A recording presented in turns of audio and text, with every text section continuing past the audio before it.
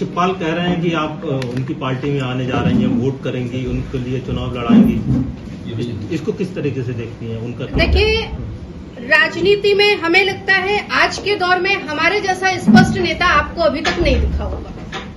अगर हमने किसी चीज को कहा कि ये संघमित्रा मौर्य कह रही हैं, तो संघमित्रा मौर्य उससे पलटी नहीं है, और संघमित्रा मौर्य तो खुलकर जो करती हैं। क्या आशा शिवपाल जी का ये कहने का फिर? ये पता नहीं किस मूड में कह रहे हैं, हमें नहीं पता है। यहाँ पर हमारा भाई चुनाव लड़ रहा है, तो निश्चित तौर पर हम अपने भाई के साथ पहले दिन से आखिरी दिन तक हैं और रहेंगे। सांसद जी आगे आपके यहाँ चुनाव लड़ाने, तो आप उधर लड़ाएंगे भाजपा को? और देखिए, दोनों लोगों की पार्टियां अलग हैं। मैं जिस पार्टी में हूँ, मैं उस पार्टी की बात कर रही हूँ। मैं अपनी पार्टी के साथ हूँ। हमारी पार्टी से हमारे बड़े भाई को टिकट मिला है बदायूं लोकसभा में, तो मैं उसके साथ हूँ और मैं उसी को चुनाव लड़ा रही हूँ, लड़ाऊंगी। मैनपुरी से टिकट मिलता है आपको, तो चुनाव क्या आप वहाँ लड़ने जाएंगी? पार्टी का निर्णय जो भी होगा वो मान्य होगा। जिस तरह से बदायूं के निर्णय को हमने माना है, वैसे आगे भी जो भी निर्णय होगा वो सर्वोपरि। स्पष्ट एकदम जवाब हमेशा कहने से बचाव करती है अपने पिता का। उन्होंने कहा कि बेटी कहने पे शर्म आती है। वो ऐसी पार्टी के साथ हैं कि जो आरक्षण विरोधी है। स्पष्ट एकदम आपका जवाब।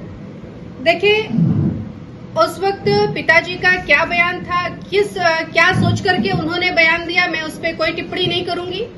लेकिन मैं हमेशा कहती हूँ, राजनीति अपनी जगह है, परिवार अपनी जगह है, और दोनों को मैं लेकर के चल रही हूँ, और जब तक जीवित हूँ तब तक लेकर के चलूंगी। रिश्तों को कोई खत्म नहीं कर सकता। सांसद जी, अभी बात प्रदेश अध्यक्ष जी से हो रही थी और पूछा गया उनसे कि बदायूं में आपके टिकट कटने की वजह अभी तक स्पष्ट नहीं हो पाई, जबकि अगर टिकट काटना ही था और आपका ही टिकट काटना था और उन्होंने मौर्य को ही टिकट दिया है, तो इसको आप कैसे देखती हैं? और दूसरी तरफ पार्टी लड़ाने का विचार कर रही है मैनपुरी से आपको, तो आपको क्या लगता है पार्टी का स्टैंड आपके ऊपर कैसा है? देखिए, आपका जो सवाल है मैं जवाब उस पर दे रही हूँ। पार्टी का निर्णय क्या होगा वो बात का विषय है।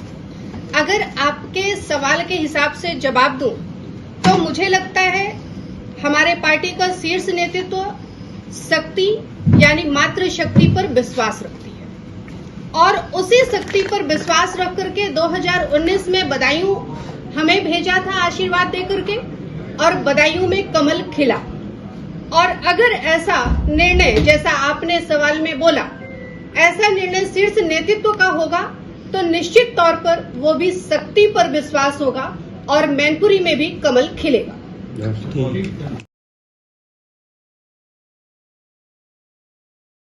एक भी वजह नहीं टिकट काटने की, एक भी वजह नहीं है टिकट काटने की। अच्छा, एक बात सुनिए, अगर भगवान राम को वनवास मिला जी, तो उस वनवास की वजह से ही आज भगवान राम हैं।